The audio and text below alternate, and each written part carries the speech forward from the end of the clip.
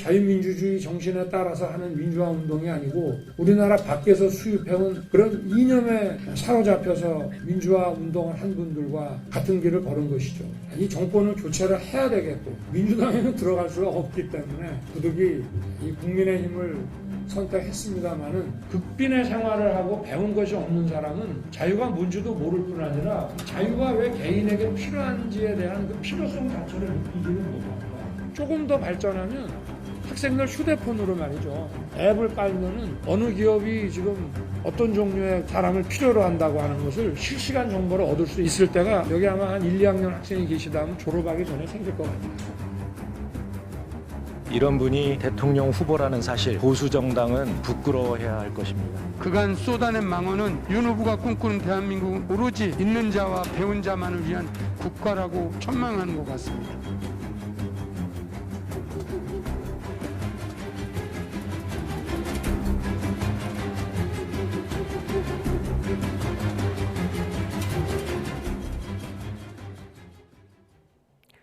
네, 오늘도 해석과 해설이 필요해 보입니다. 국민의힘 윤석열 후보가 어제 극빈층 자유 발언에 이어서 또다시 구설에 올랐습니다. 광주를 방문한 자리에서 민주화 운동을 폄훼하는 듯한 말을 해 논란이 일고 있습니다. 소속당인 국민의힘에 대해서도 부득이하게 입당했다라는 표현으로 비판을 받고 있습니다. 그리고 민주당 이재명 후보는 내홍을 겪고 있는 국민의힘 보란 듯 이낙연 전 대표와 회동을 하며 손을 맞잡기도 했습니다. 나이트 포커스 오늘은 김민아 시사평론가, 김수빈 시사평론가 두 분과 함께하겠습니다. 안녕하십니까? 안녕하십니까? 제가 지난주 출연 원고를 다시 한번 봤더니 그때는 가족 리스크 얘기를 두 분과 했고 오늘은 본인 리스크 얘기를 해야 될 것 같습니다. 역시나 지금 뉴스를 들으신 분들을 위해서 윤석열 후보가 어떤 발언을 했는지부터 들어보도록 하겠습니다. 80년대 민주화 운동을 하신 분들도 많이 있지만 그 민주화 운동이 그야말로 어떤 자유민주주의 정신에 따라서 하는 민주화 운동이 아니고 어디 외국에서 수입해온 우리나라 밖에서 수입해온 그런 이념에 사로잡혀서 민주화 운동을 한 분들과 같은 길을 걸은 것이죠. 저도 이 정권은 교체를 해야 되겠고 민주당에는 들어갈 수가 없기 때문에 제가 부득이 이 국민의힘을 선택했습니다마는 네, 논란의 발언 두 가지를 이어서 들으셨는데 먼저 민주화 운동에 대한 부분, 외국 수입 이념에 사로잡혀 그러니까 이제 길게 늘어뜨려 보면 문재인 정부의 운동권 인사 출신을 비판하려다 나온 발언이긴 합니다만 어떻게 들으셨습니까? 윤석열 후보가 오늘 한 여러 가지 얘기 중에서 이 정권이 잘못한 것 중에 뭐가 있느냐라는 이제 물음에 대해서 이제 그런 얘기를 했어요. 편을 갈랐다, 국민들의 편을 갈랐다. 그래서 이렇게 다 편을 갈라가지고 이렇게 한 정치가 문제였다. 근데 윤석열 후보의 이 발언은 민주화 운동을 했던 그 당시에 이제 사람들을 편을 가르는 또 발언 아니겠습니까?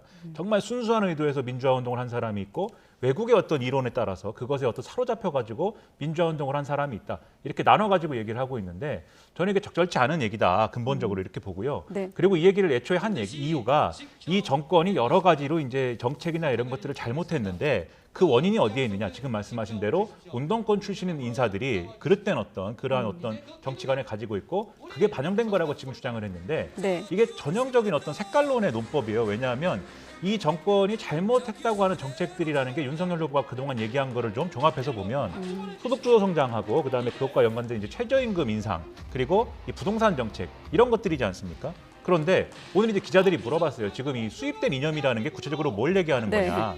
뭐 남미에서 온 종속 이론도 있다고 하고 북한에서 온 주체 사상도 있지 않느냐 이렇게 얘기를 했는데 이 종속 이론이라는 거는 일종의 이제 반제국주의 이론인 거고 그래서 미국을 중심으로 한 네. 이런 선진국들이 후진국들을 뭐 쉽게 얘기하면 착취하고 있는 구조 아니냐 뭐 이런 건 거고 주체 사상이라는 거는 뭐 북한의 어떤 그런 뭐 통치 이념인 거잖아요.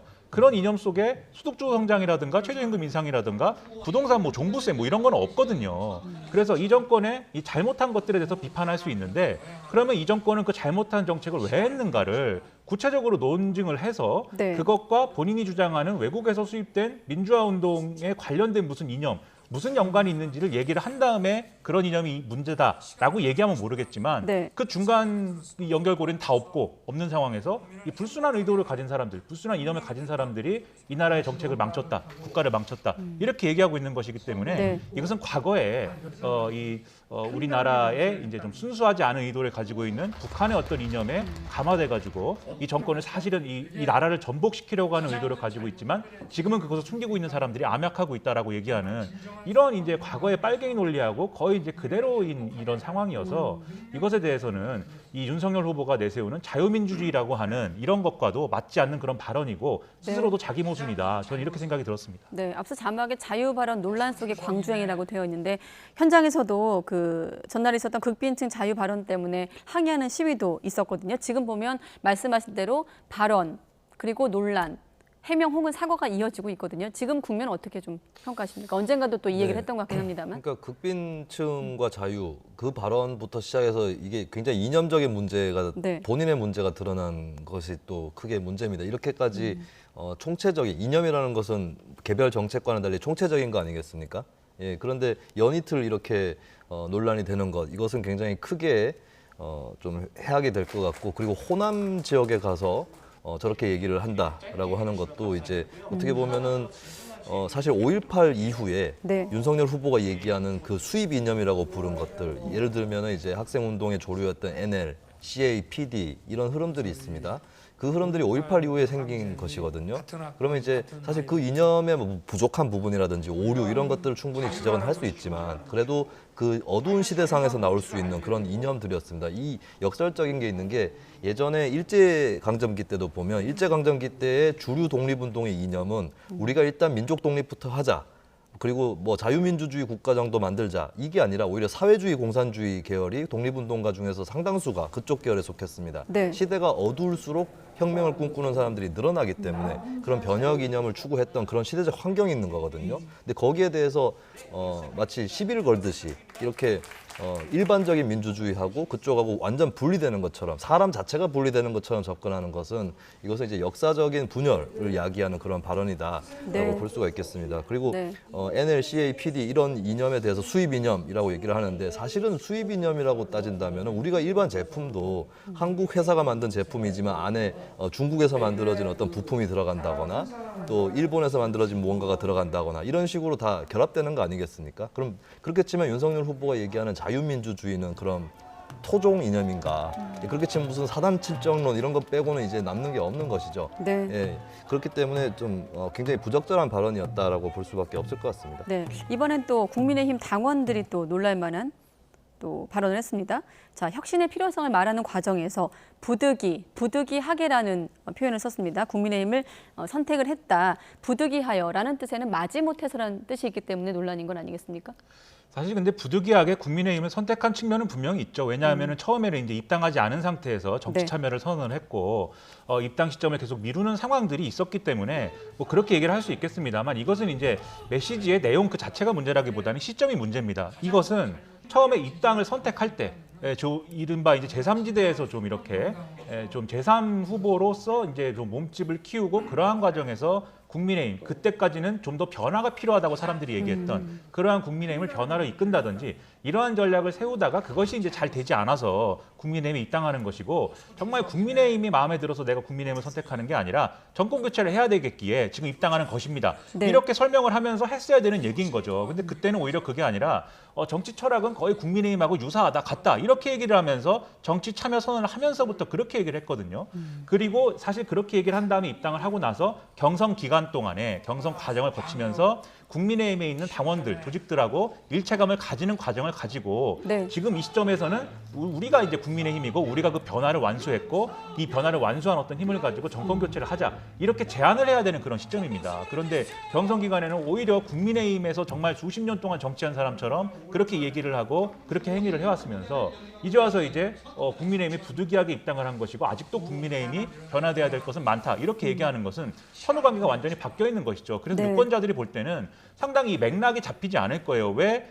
그동안은 여러 가지 뭐 실언 논란도 있고 했습니다만 국민의힘의 어떤 핵심적인 이념과 사상을 그대로 이제 갖고 있는 사람처럼 얘기를 했는데 왜 이제 와서는 또 국민의힘의 변화가 필요하다는 얘기를 하면서 부득이하게 입당을 했다고 할까? 이게 유권자들에게 의문을 가지게 할 것이고 네. 당원들 입장에서도 마찬가지예요. 정말 전폭적으로 이렇게 윤석열 후보로 정권 교체를 할 수 있다라는 믿음을 가지고 이제 좀 지지를 해줬는데 네. 지지를 해놓고 나니까 이제 와서 이제 좀 부득이하게 입당했다 이렇게 얘기하는 것은 당원들 입장에서는 좀 실망감을 가질 수도 있겠죠. 그래서 그런 부분들을 섬세하게 고려해야 되는데 그런 것들이 되지 않은 발언이다라고 볼 수가 있겠고요. 그리고 이 생각이 달라도 정권 교체를 위해서는 뭐 예를 들면 99가지 생각이 달라도 뭐 한 가지 정권 교체 원칙에만 동의하면은 모두가 이제 좀 함께할 수 있다라는 그런 취지의 얘기였다라고 이후에 해명을 했는데 네. 그 해명이 이 지금 부득이하게 국민의힘을 선택했다는 그러한 이제 맥락을 반드시 또 뒷받침하는 얘기는 아닌 거거든요. 그래서 자신이 발언한 것과 해명이 좀 어긋나는 듯한 상황들도 계속 이어지고 있다는 점에서 윤석열 후보의 어떤 정치적 미숙함이라든가 이런 것들이 계속 드러나고 있고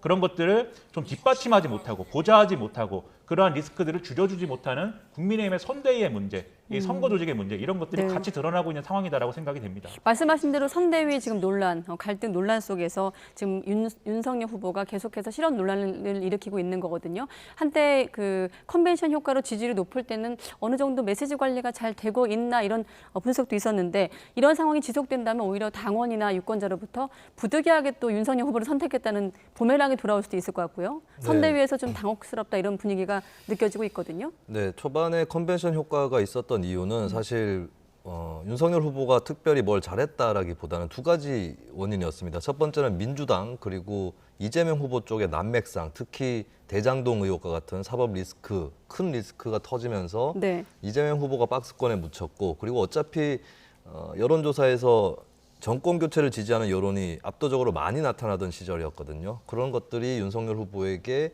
자동적으로 쏠린 부분이 있고 두 번째는 윤석열 후보가 그 당시에 이제 말을 고도로 정제해서 하거나 아니면 줄였습니다. 그러면서 어떤 말을 잘해서 그렇게 풀었다기보다는 좀 줄여가면서 풀었던 그런 측면이 있는데 최근에 또 이렇게 불거지고 있는 그런 부분이거든요. 그리고 이 지금 호남 행보에서 이 얘기가 나온 것이 좀 치명적인 것은 사실 그 전두환 옹호 논란 같은 경우도 부산 지역에서 했던 발언입니다. 네. 그때도 이런 생각을 할 수 있습니다. 그러면 저 발언을 부산이 아니라 광주라든지 다른 지역에서 할 수 있는가, 호남에서 할 수 있는가 그 생각을 할 수 있는 것처럼 이번에도 호남 지역을 찾아서 부득이 국민의힘에 들어갔다라고 얘기를 했는데 그 발언을 영남 지역에 가서 할 수 있느냐. 네, 그걸 생각해 본다면 굉장히 심각하게 메시지가 가는 데마다 상반되게 다른 이런 메시지가 나오고 네. 있다는 거. 근데 현대 사회에서는 미디어를 통해서 어느 지역에서 얘기를 하든 전국적으로 다 들을 수 있거든요. 그런 부분에서는 이게 마치 어떤 밀실에서 얘기하는 듯한 느낌 네. 이런 것들까지도 받는다. 이거 굉장히 좀 심각한 문제다라고 보고 예. 저 같은 경우 이제 기초의원 활동하면서 비슷한 얘기를 많이 들었어요. 예, 내가 무슨 당에 비록 들어갔지만 공천 받으려고 들어간 거고 이런 식으로 얘기하는 지방 정치인들을 여러 만났거든요. 네. 근데 그런 지방 정치인들은 이제 뭐 자리가 중요하니까 뭐 본인의 신념이라든지 이런 것들보다는 그 자리를 위해서 갔다라고 보통 사람들은 이해라기보다는 뭐 그런 사람들도 꽤 있겠지라고 생각할 수 있는데 대통령 후보의 입에서 나온다면은 그 지지층이라든지 당원부터 시작해서 네. 좀 상처받을 분들이 많을 것 같다는 좀 걱정이 듭니다.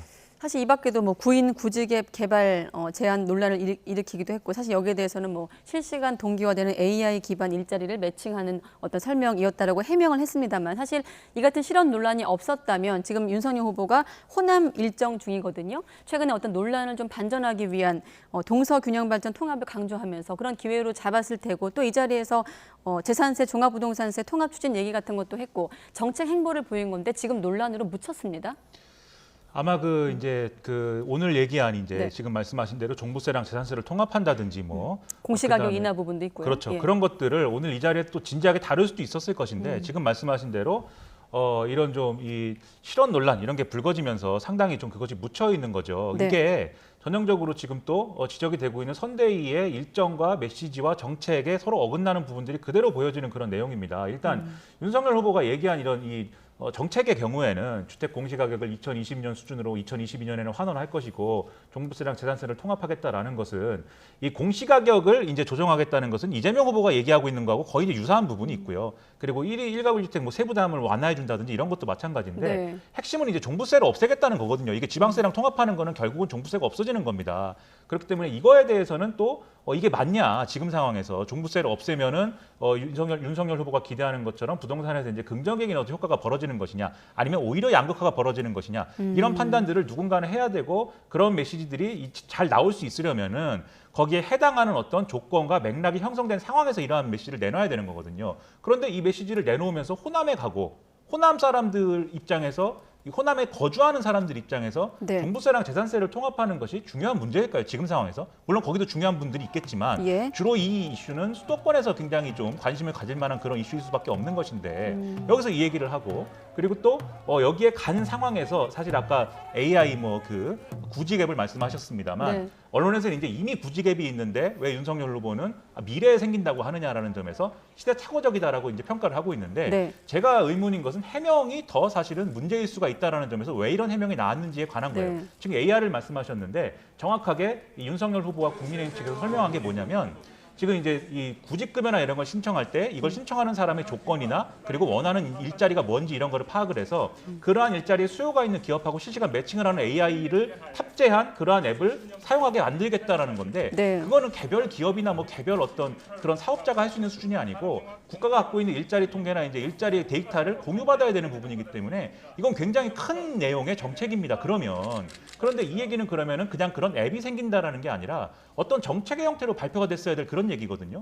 그러니까 이런 것들이 사실 하나도 서로 맞지가 않아요. 그리고 그 중에서 하나도 이 어떤 좀 뭐랄까요 언론의 스포트라이트를 받지 못하고 그렇게 되니까 실언한 거, 뭔가 이상한 얘기한 거, 앞뒤가 안 맞는 얘기한 거 이런 것만 지금 부각이 되는 겁니다. 결국은 그래서 선대위가 제대로 이제 좀 가동되지 않고 있고 서로 네. 충돌하는 어떤 그런 계획을 짜고 있는 거에 대해서 윤석열 후보가 정리하지 못하고 있는 상황이 지금처럼 정책을 내놓아도 소용이 없고 또 호남에 가서 이 지역 일정을 수행하는 것도 별로 효과가 없는 그런 상황을 만들고 있어서 그게 제일 큰 문제라는 거죠. 네, 지금 국민의힘 선대위는 고민도 많고 마음도 바쁠 것 같습니다. 70여일 남은 상황에서 지금 후보 메시지 관리도 잘 안 되고 있는 상황이고 또 잠시 뒤 다룰 내용 부분도 있고요. 지금 보면 어떻습니까? 정치 경험이 없어서일까라는 뭐 해석도 있고 소통과 인식의 자체에 문제가 있는 것이 아닌가라는 비판도 있는데 어떻게 좀 평가하십니까? 네, 정치 경험도 부족하고 그리고 과거에도 좀 정치 상황에 대해서 예를 들어서 뭐 누구나 상상해 볼 수 있잖아요. 일반 국민들도 내가 네. 정치인이라면 저렇게 얘기하겠다.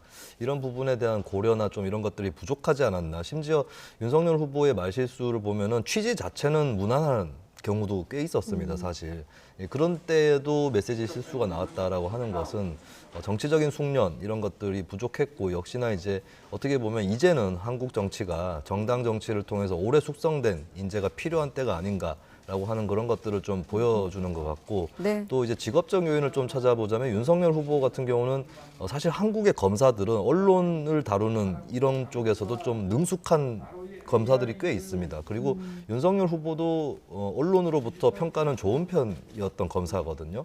근데 이게 법조 기자하고 또 정치 기자의 차이일 수 있는데 법조 기자 같은 경우는 만약에 검사 시절에 윤석열 후보를 취재를 했으면 주로 사실 법조는 사실관계라든지 이쪽을 취재를 합니다. 그럼 워딩이라든지 여기에 문제가 있더라도 기사를 쓰는 과정에서 걸러지거든요. 근데 정치부 기자분들이 그런 걸 걸러주지 않죠.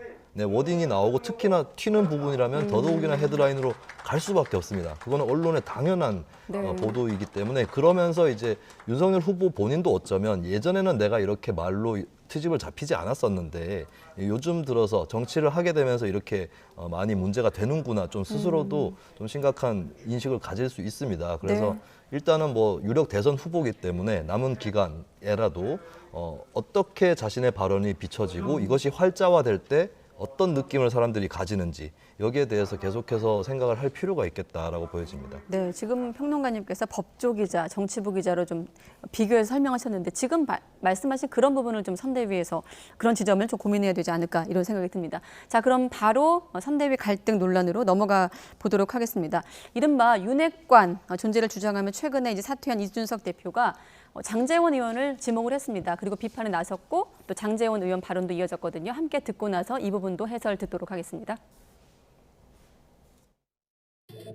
우리 그 전혀 선대위에 참여하지 않는 것으로 알려진 장제원 의원께서 저도 모르는 얘기를 막 줄줄이 내놓기 시작해요. 이준석을 옹졸하고부터 시작된 그건데 선대위 전반적인 내용을 쫙 열거하면서 다 질타합니다. 저도 모르는 내용을. 그러니까 저는 장제원 의원께서 굉장히 정보력이 좋으시거나 아니면 핵심 관계자임을 선언하신 거다 이렇게. 비서실이 너무 그 후보님 측근 의원들이 고진했었죠. 아니, 그러니까 윤핵관의 실체가 뭐죠? 윤핵관의 실체가 뭐예요? 뭐 익명에 뒤에서 비판한다? 제가 익명에 뒤에서 비판한 적이 없어요. 지금은요, 정권 교체가 쿠르만을 위해 생각할 때고 이런 인신공격에 계속 반응을 하게 되면 국민들이 볼 때는 진흙탕 싸움밖에 안 돼요. 네, 이준석 대표, 장제원 의원 발언 들으셨는데 잠깐만 정리해보면 지금 김종인 총괄선대위원장은 바로 이 윤핵관 문제에 대해서 경고장을 날렸고 지금 이준석 대표와 장제원 의원 발언이 있었고 윤석열 후보 같은 경우는 장제원 의원은 출근도 하지 않는데 무슨 윤핵관이냐라는 상황까지 온 거거든요. 사실 이 부분을 윤핵관이 누구인지는 기자들이 좀 증명을 하고 취재해야 되는데 본인들이 좀 인정하는 측면도 있고요. 어떻게 보고 계십니까? 윤석열 후보의 설명이 다소 이제 좀 안 맞는 게 네. 이준석 대표의 문제 제기의 핵심은 장제원 의원이 공식적인 직함을 가지고 있지 않고 지금 이제 그게 비서실이든지 선대위든지 어쨌든 참여하지 않겠다고 선언한 사람인데 네. 선대위 내에서 이제 어떤 상황이라든가 정보 이런 것들을 굉장히 잘 알고 있다. 그러면 이런 사람이 실질적으로 얘기하는 윤핵관 아니냐 이렇게 얘기한 거거든요. 네. 윤석열 후보는 거기에 대해서 뭐 물론 이제 기자들이 한번 물어봐라라고도 얘기를 했지만 이 선대위에 직책도 없고 비서실에도 있지 않고 떠난 사람인데 그런 사람이 어떻게 윤핵관일 수 있겠느냐 이렇게 답을 합니다. 근데 지금도 말씀드렸듯이 바로 그 조건인데 장제원 의원이 너무 상황을 잘 알고 있으니까 윤핵관 아니냐라고 한 거예요. 그러니까 사실은 제대로 이제 설명되지 않는 그런 설명을 이제 윤석열 후보는 한 거고요. 그 네. 점에서 윤석열 후보의 해명과는 관계없이 이제 윤핵관이 누구냐 그리고 그것은 장제원 의원이 아니냐라는 얘기는 계속 이어질 수밖에 없는 상황이고 결국은 윤석열 후보가 장제원 의원에 대한 생각을 일정 정도 밝혀줘야 돼요. 어떻게 생각하고 있는지. 왜냐하면 아직도 윤석열 후보의 주변에서는 장제원 의원이 뭔가 그래도 실체가 있는 어떤 조언이라든가 또 여러 가지 조율이라든가 이런 것들을 하고 있는 거 아니냐라는 의심이 지금 있는 거거든요. 네. 이준석 대표도 본인 생각만 얘기한 게 아니라 그런 여론이 있기 때문에 지금 이 얘기를 하고 있는 겁니다. 그래서 그 부분은 이제 밝혀줘야 될 필요가 있겠고 그래야 이제 이 얘기가 좀 이제 좀 잠잠해질 것 같고요. 그리고 이준석 대표도 지금 장제원 의원을 지목을 해서 얘기를 했는데 저는 이게 다소 이제 성급한 부분도 있다고 봐요. 왜냐하면 네. 장제원 의원이다라고 얘기한 근거가 예를 들면 임태희 총괄 상황 본부장이 김건희 씨에 대해서 뭐 이런저런 얘기를 하더라. 커튼 뒤에서 뭐 이렇게 조율한다는 얘기를 하더라. 네. 그리고 뭐 주호영 의원이 조직본부장을 맡고 있는데 조직본부장에 대해서도 여러 가지 쓴소리를 하더라. 뭐 이런 얘기를 썼다는 거에 대해서 본인도 모르는데 어떻게 알았느냐 이 얘기를 하는 건데 사실 또 일부의 지적에 의하면 그런 것들이 일부 다른 인사들의 인터뷰라든가 네. 또 언론 보도라든가 이런 것에서 또 노출된 바도 있다는 거거든요.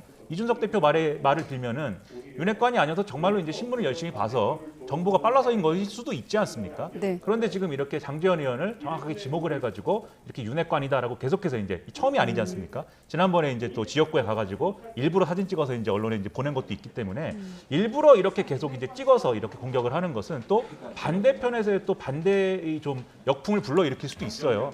장제원 의원을 계속해서 이렇게 찍어서 이 윤핵관이다라고 얘기를 하면서 또 이준석 대표는 자기의 유리한 주장을 계속하는 거 아니냐 이런 지적을 불러올 수도 있기 때문에.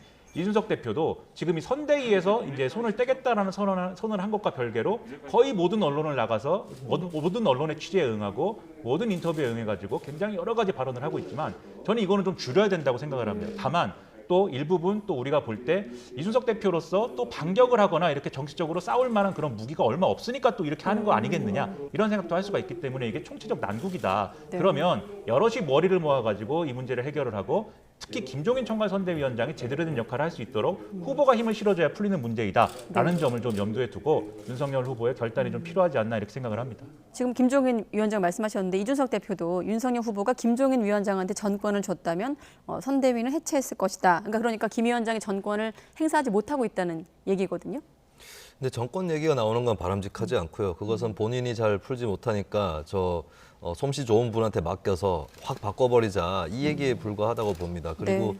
계속 명심을 해야 될 게 김종인 위원장은 후보와 당 조직의 신임을 받고 총괄위원장이 된 것뿐이지 이분이 어떤 선출 절차를 거친 그렇게 절차를 거쳐서 권력을 잡은 그런 분이 아니거든요. 네. 김종인 위원장도 스스로 알고 있을 겁니다. 이 선대위를 전면적으로 개편하는 건 있을 수 없다. 이게 시기의 문제도 있다라고 얘기를 했지만 시기의 문제뿐만 아니라 권력 정통성의 문제도 있는 거거든요. 예. 그러면 김종인 위원장 또 할 수 있는 역할은 여기저기의 의견들을 조율하고 절충하는 수준일 거란 말이죠. 그리고 때로는 조금 앞질러 나가는 정도. 그렇다면 이준석 대표도 김종인 위원장에 대한 의존 이런 것들은 조금 적을 필요가 있다. 예, 결국에는 본인이 문제가 있다고 판단을 했다면 윤핵관 이렇게 거론을 할 것이 아니라 윤석열 후보의 어떤 방침이라든지 이쪽에 결정력을 행사하려고 그래도 대표로서 노력을 해야 된다고 생각합니다. 네. 이번 사건 같은 경우도 발단이 김건희 씨 허위 이력에 대해서 대응하는 과정에서 교수 출신 의원들이 막 움직여서 좀 섣불리 방어를 하려고 했고 이런 부분에서 이제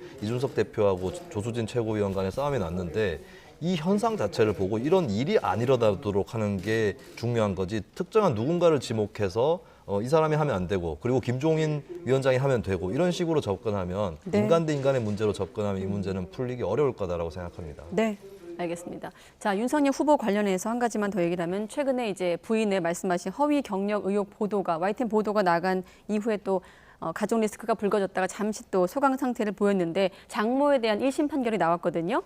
장고 증명 위조 혐의로 1심에서 징역 1년을 선고받았습니다. 물론 이제 뭐 구속은 피했습니다만 유죄로 인정이 됐다는 점에서 지금 최근에 어떤 국민의힘 선대위를 둘러싼 갈등 국면 속에서의 윤 후보의 어떤 지금 위기 국면을 맞고 있거든요. 어떻게 작용할까요?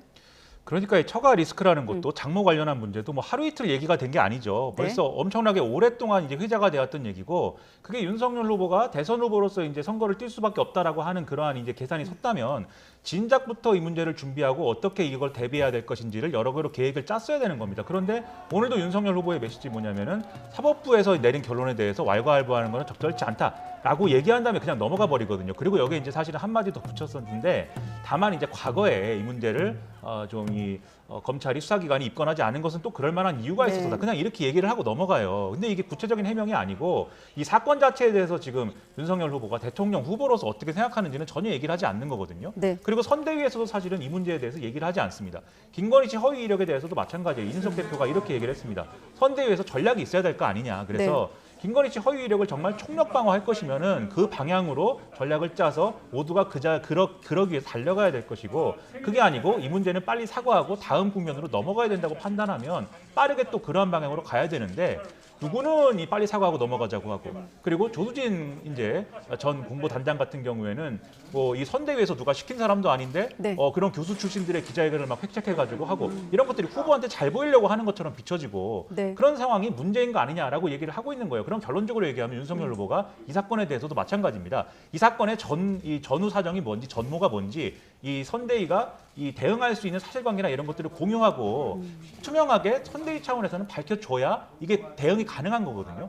오늘도 근데 그런 상황은 아닌 것 같아요. 공적 문제가 언급이 이어지고 있습니다. 부적절하다고 했습니다. 윤석열 후보 같은 경우. 그렇습니다. 네. 계속해서 이제 그런 문제가 계속 반복되고 있는 것이죠. 네, 알겠습니다. 자, 장모에 대한 얘기를 하고 있는데 한 가지 얹어서 지금 최근에 어떤 부인 논란을 겪는 와중에 윤석열 후보가 부인의 선거 중에 등판 계획은 처음부터 없었다라면서 물론 이제 어제 발언이긴 합니다만 청와대 이 부속실을 폐지하자 뭐 이런 제안도 했고 또 영부인이란 말을 쓰지 말자라는 또 제안도 했거든요. 덧붙여서 어떻게 좀 평가하십니까?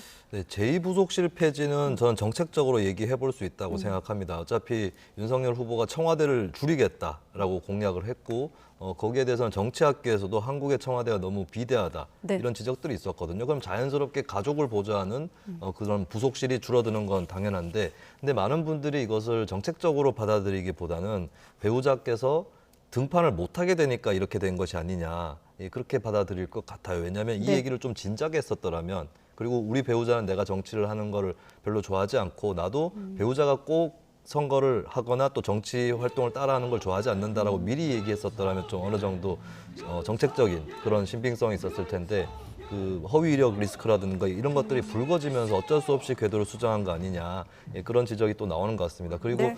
제2부속실 폐지까지는 괜찮은데 영부인이란 말에 대해서 거부감을 피력을 했거든요. 근데 저는 좀 난감했던 것이 이제 모 언론사의 경우에 과거에 영부인에 대해서 여사라고 쓰지 않고 영부인 땡땡땡 씨 이렇게 썼었어요. 사실 저는 이 호칭에 대해서 지지하는 입장이었는데 네. 그 대통령 지지층의 강력한 비토 때문에 그것을 여사라는 호칭으로 바꿉니다. 제가 봤을 때는 보면은 여사보다는 영부인이 더 맞는 호칭이에요. 왜냐하면 사실 만약에 여성 대통령이 있고 그 남성 배우자가 있다면 그분을 보고 남사라고 부르지는 않을 거 아닙니까? 네. 여사라는 표현은 저는 이제는 사라져야 될 표현이라고 보기 때문에 영부인의 대안으로 여사라든지 이런 것들이 나오는 것은 좀 아닌 것 같다. 그러니까 물론 윤석열 후보도 누구누구 씨라는 표현 또 대안이라고 했는데 저는 영부인 땡땡땡 씨 이것이 가장 바람직한 호칭이 아닌가 그렇게 생각합니다. 우리가 알고 있는 영부인의 의미는 다 알고 있습니다만 사전적으로는 남의 아내를 높여 부르는 말이기 때문에 명사로 지칭돼 있어서 이걸 어떻게 없애느냐는 뭐 댓글도 있더라고요. 네, 여기까지 짚도록 하겠습니다. 자, 이렇게 국민의힘이 이른바 원팀이 좀 흔들리는 사이에 공교롭게도 민주당 같은 경우는 원팀의 재시동을 걸었습니다. 이재명 후보와 이낙연 전 대표가 만났습니다. 51일 만이죠. 일단 발언부터 들어보시죠. 존경하는 이낙연 전 대표님께서 지금까지도 우리 민주당의 승리를 위해서 많은 역할을 해주셨습니다. 이제는 본격적으로 필요한 조직에 직접 참여하시고 민주당의 4기 민주정부를 위해서 최선을 다하실 것으로 생각되고 제가 부족한 점이 많은데 우리 대표님께서 많이 채워주실 걸로 생각이 됩니다. 고맙습니다. 민주당의 승리를 위해서 이재명 후보와 제가 함께 노력하기로 했습니다. 그리고 국가비전과 통합위원회를 만들어서 이 후보와 제가 공동위원장으로서 운영하기로 합의를 했습니다. 앞으로 제가 활동해가는 과정에서 때로는 후보나 당과 결이 조금 다른 얘기도 할 수 있을 것입니다. 그에 대해서 후보께서도 수용하겠다 의사를 밝혔습니다. 워낙에 이낙연 전 대표가 언제 모습을 드러낼 것인가, 자맹을 멈출 것인가 관심이 많았기 때문에 이낙연 전 대표의 발언 속에 토시 하나까지 기자들이 아마 주목을 했을 텐데 일단 눈에 띄는 대목은 후보나 당과 후보나 결이 좀 다른 얘기를 할 수도 있다라는 말과 함께 민주당 다음을 찾자라는 또 이를테면 쓴소리도 했거든요. 어떻게 들으셨습니까? 그러니까 이제 이낙연 대표가 이제 지금 국가비전통합위원회 위원장도 공동위원장의 형태로 맡겠다고 하고 지금 말씀하신 것처럼 당과 후보와 다른 결의 목소리를 내겠다라고 하는 것은 앞으로 이재명 후보의 선거운동 과정에서 이낙연 전 대표가 자기 목소리를 내겠다는 거예요. 그리고 그것을 이재명 후보가 용인한다고 했다는 겁니다. 이게 중요한 것이 이재명 후보가 지금 불안한 후보 아니냐 이런 평가를 받고 있어요. 그 배경에는 뭐 여러 가지 의혹이 있는 것도 있지만 또 기본적으로 이제 오락가락하는 거 아니냐, 그리고 너무 쉽게 자기가 얘기했던 것을 뒤집는 거 아니냐, 그리고 또 이 표를 얻기 위해서는 뭐든지 할 수 있는 그런 형태의 지금 선거운동하고 있는 거 아니냐 이런 공격을 받고 있거든요. 그런데 그런 것들이 있을 때, 그런 논란이 있을 때 이낙연 전 대표가 뭔가 이렇게 그것을 그렇게 하면 안 되지 않느냐라고 해서 뭐 잡아주는 모습을 보여준다든지 그리고 이재명 후보가 좀 잘못 가고 있는 거에 대해서 뭔가 쓴소리를 해가지고 그거를 또 유턴을 시키는 모습을 보여준다든지 그런 걸 연출할 수 있으면 아마 그런 부분에서는 시너지가 날 거예요. 그리고 아마 유권자들 입장에서 이재명 후보가 대통령이 되면은 이재명 단독 정부 뭐 이렇게 가는 게 아니라 뭔가 이낙연 전 대표와 같은 좀 성향이 다르고 색깔이 다른 어떤 민주당의 인물들도 이재명 후보와는 다른 얘기를 하면서 뭔가 균형을 맞춰가는 그런 정권이구나 이런 상상을 할 수가 있다면은 그럼 이제 오늘의 만남이 상당히 선거에 도움이 되는 그런 상황으로 갈 걸로 보이는데요. 다만 이게 되려면 이런 전략의 효력을 가지려면 오늘을 기점으로 해서 이낙연 전 대표가 목소리를 내기 시작한 오늘을 기점으로 해서 이재명 후보가 그동안 약점으로 지적받았던 이런 것들이 실제로 교정이 돼야 되고 극복이 돼야 됩니다. 실제로 변화가 일어나야 됩니다. 그래서 역시 이낙연 전 대표가 오니까 변화가 있어. 그리고 지금까지는 질 수도 있었던 선거라고도 생각했는데 아마도 이길 것 같아. 이런 것들이 지지자들이 그런 마음을 가질 수가 있어야 지금 이재명 후보에 대해서 지지하는 걸 머뭇거리는 민주당 지지자들도 충분한 지지를 보낼 수가 있는 거거든요.